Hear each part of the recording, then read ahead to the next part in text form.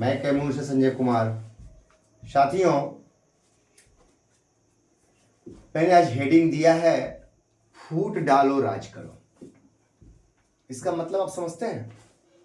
किसने कहा था? वो दिन याद कीजिए जब इतिहास के पन्नों में आप पढ़ते हैं अंग्रेजों ने भारत के खिलाफ एक जहर उगला था। लॉर्ड कर्जन वो सिपाही था अंग्रेजों का, सर्वोच्च पदाधिकारी, जिसने घोषणा किया फूट डालो और राज करो। याद कीजिए उस समय को, जब वो 1857 का समय था। भारत के लोगों में फूट डालने का काम किया वो, और फूट डाल करके और उनको लूटने का, भारत को खूब लूटा गया और इनको तोड़ा गया। दो लोग, एक रियासत है, दो लोगों को फूट डाल करके तोड़ दिया, अलग अलग कर दिया, बंगाल विभाजन किया और लूटना शुरू किया। और वही हाल है हमारी इस सरकार का। 9300 समाप्त किया, 5200 समाप्त करो, नियोजित को बर्बाद करो। यही है। 9300 समाप्त किया, 5200 समाप्त करो। यह फरमान है हमारे होनहार महान माननीय मुख्यमंत्री नीतीश कुमार जी का। 9306 में समाप्त किए और 5200 2024 में समाप्त, यानी बल्कि 23 में कहिए, नियमावली जो बन गई, समाप्त करने का फरमान दे दिए और उसको समाप्त किया जा रहा है।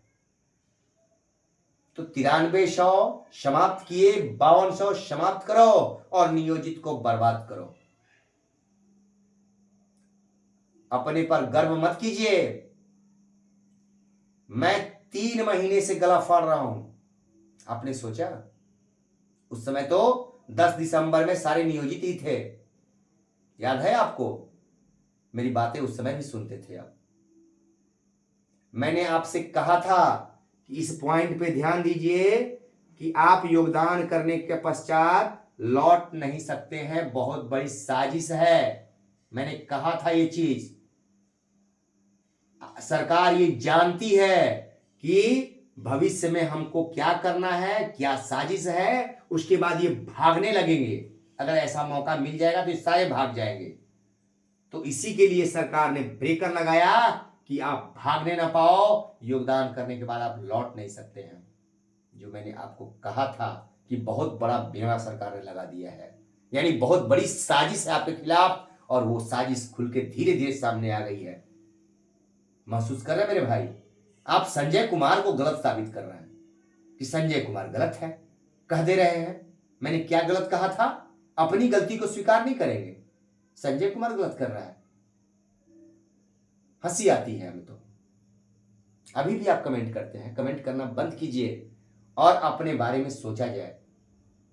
मैं आपका दुश्मन नहीं हूं, क्योंकि मुझे इस बात का आभास था कि वहां आईएएस दिमाग लगाते हैं, बड़े बड़े खोपड़े वाले दिमाग लगा रहे हैं। वो 8वें वेतन आयोग की आंधी को समझ रहे थे कि सारे नियोजित को 8वां वेतन आयोग देना पड़ेगा, क्योंकि 7वां दिए हैं। 5200 का पे स्केल है और वेतन आयोग का लाभ उन्हीं को मिलता है जो पे स्केल पाते हैं। जो राज्यकर्मी का पे स्केल पाते हैं उनको देना ही होगा। और नियमावली में लिखा हुआ है कि राज्य कर्मी के अनुसार वेतन और भत्ते।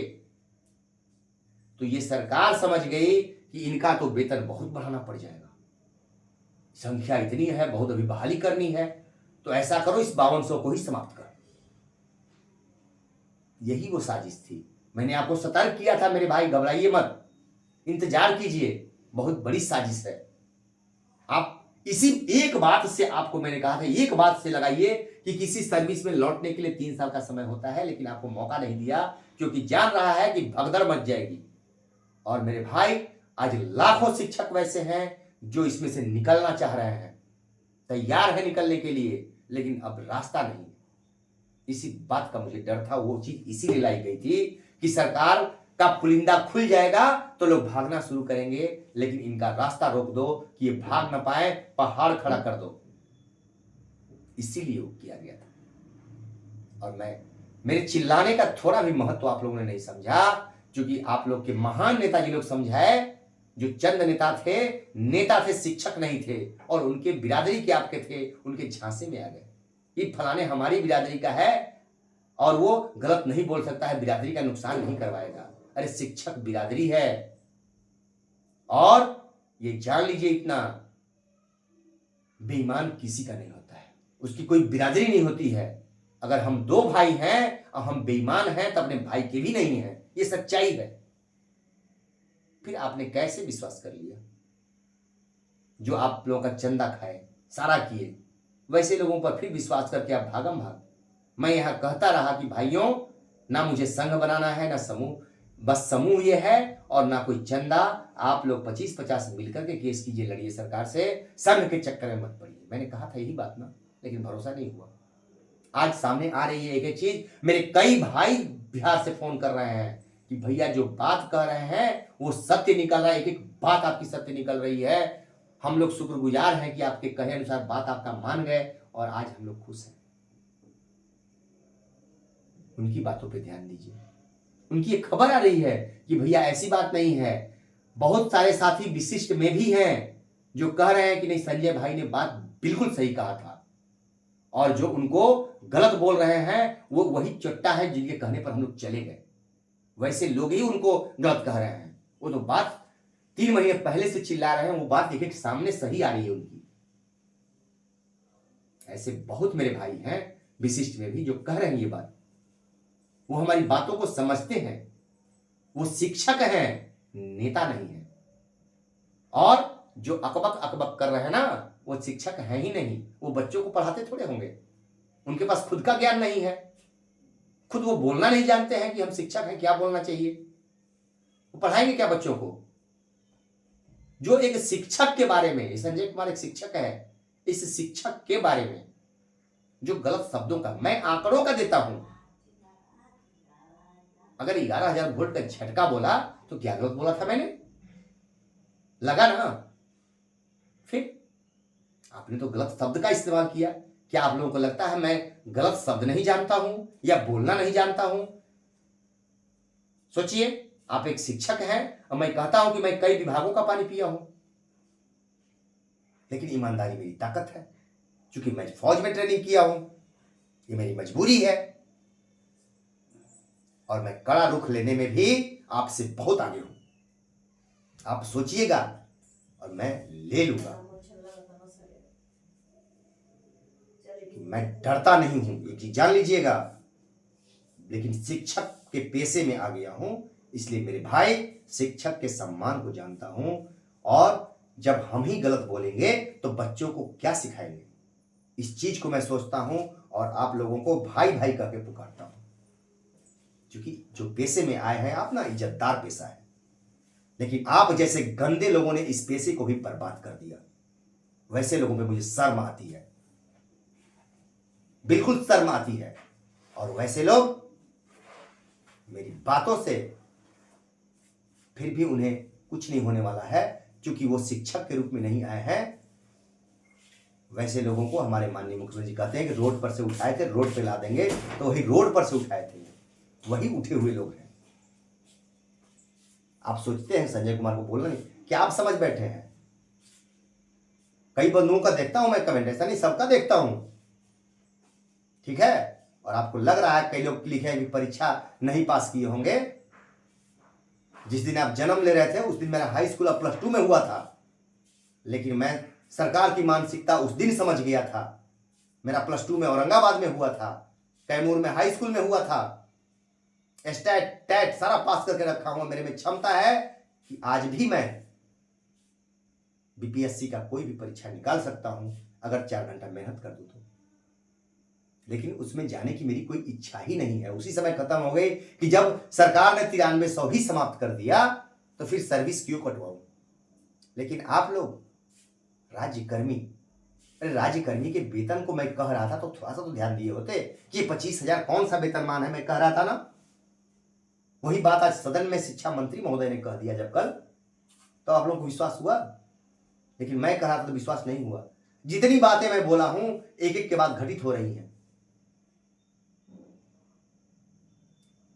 +2 के हाई स्कूल के कोई हेडमास्टर में रहे होंगे भाई, भरे होंगे फॉर्म, बनने वाले हैं। उन्होंने पूछा, मेरे कमेंट में पूछा हुआ है कि 3500 वेतनमान नहीं है तो क्या है। अरे भैया मूल वेतन है, मैं भी तो कह रहा हूं, लेकिन राज्यकर्मी के किसी स्केल में नहीं आता है। मैं तो यही बात बार बार कह रहा हूं कि आप राज्यकर्मी के किसी स्केल में 35,000 है, मिला लीजिए। आप बात को समझना नहीं चाहते हैं। आप कह रहे हैं कि जिस समय 6,000 था कहां थे। अरे भैया जिस समय 6,000 था मैं भी 6,000 में था, लेकिन मैं 6 में ही छोड़ दिया। देखा कि इसमें ऐसे लोग हैं जो बस भेड़ की तरह बहुत लोग हैं और लोगों की बात सुन के चल देते हैं। वो मुझे कमी उस दिन भी दिखी थी। जाति बिरादरी के नाम पे चलते हैं। आज आपकी संख्या 6.25 लाख है। किसी सरकार को हिलाने की क्षमता आप में है, लेकिन नहीं, एक नेताजी बिरादर हैं तो उनके पक्ष में, एक नेताजी हमारे बिरादर हैं तो हम उनके पक्ष में। शिक्षा की कभी बिरादरी आपने समझा? सरकार हिल जाती, लेकिन नहीं, सब अलग अलग खंड में अपनी अपनी इच्छा है कि मैं अध्यक्ष बन जाऊं। मैं कर सकता था, ऐसा नहीं कि योग्यता मेरे में नहीं थी, आप देख रहे होंगे थी मेरे में योग्यता, लेकिन नहीं, मुझे नहीं बनना है। मैं आज भी आया हूं तो खुल के कह के आया हूं कि नहीं, मुझे कोई संघ नहीं बनाना है, कोई अध्यक्ष नहीं बनना है, न 1 रुपया किसी से चंदा लेना है। बोला है मैंने, उस पर कायम हूं। अगर आपको लड़ना है तो आपके साथ में हूं, और चंदा हम लोग सारे लोग देंगे और सारे लोग केस लड़ेंगे। वो चंदा नहीं होता है, एक समूह का केस हुआ, सब लोग मिलकर लड़ते हैं। और चंदा वो होता है कि संघ के नाम पे, संघ के खाते में आप, या जैसे भी होगा संघ के नाम पे इकट्ठा होती है राशि, लाखों करोड़ों इकट्ठा होती है, वो चंदा होता है। और केस करते हैं तो चंदा नहीं होता है।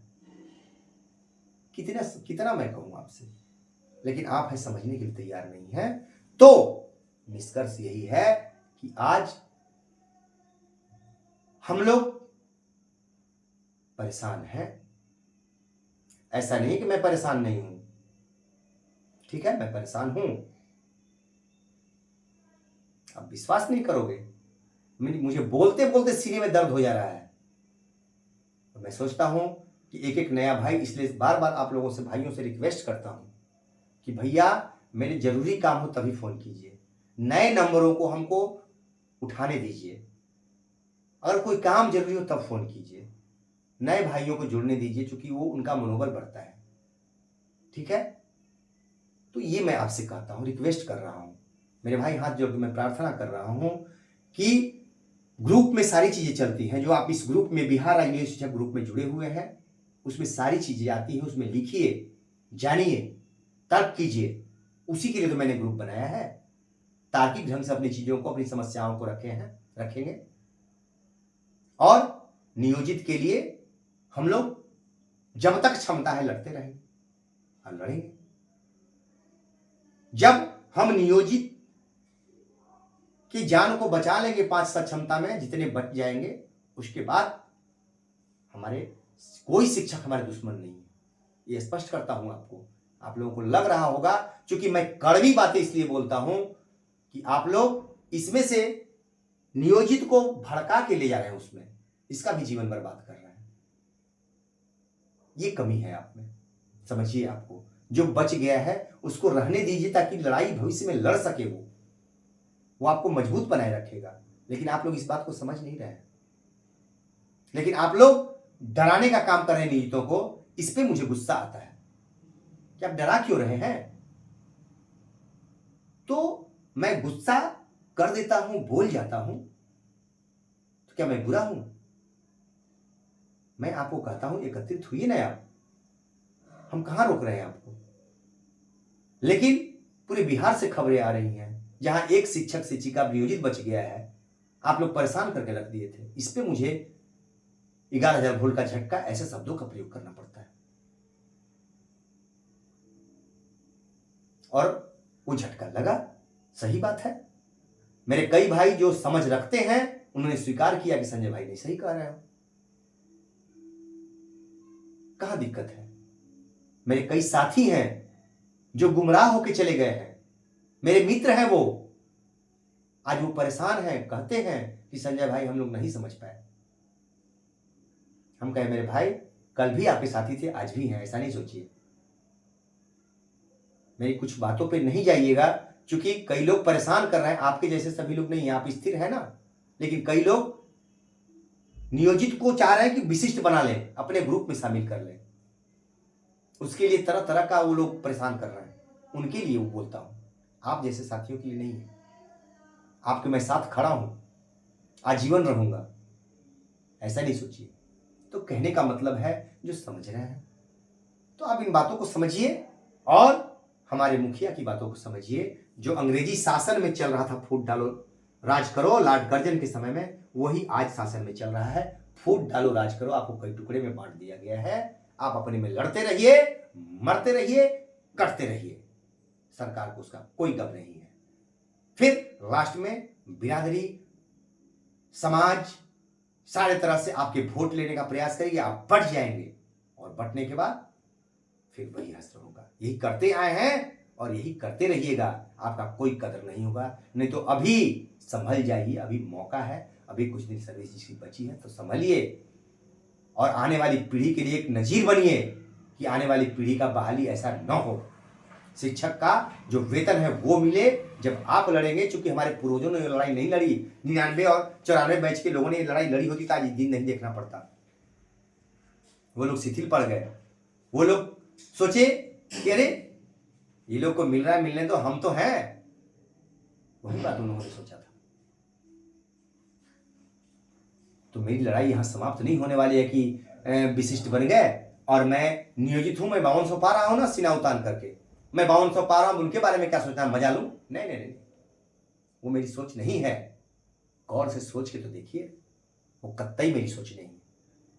जो हमारे पूर्वजों ने गलती की है वो मैं गलती नहीं करने वाला हूं। अभी कुछ कड़वी चीजें निकल रही हैं तो रोकने के लिए निकल रही हैं कि हमारे जो नियोजित हैं वो इसमें रुके रहें, क्योंकि सरकार की अभी आगे बहुत बड़ी साजिश है। धीरे धीरे खुलती जाएगी कड़ियां, खुल रही है ना एक एक करके, देख रहे हैं आप, अभी बहुत कुछ खुलेगा। आप देखते तो जाइए, बहुत जानकारियां हैं मुझे, लेकिन मैं खोलूंगा नहीं उसको। खोल दूंगा तो आप लोग परेशान हो जाइएगा।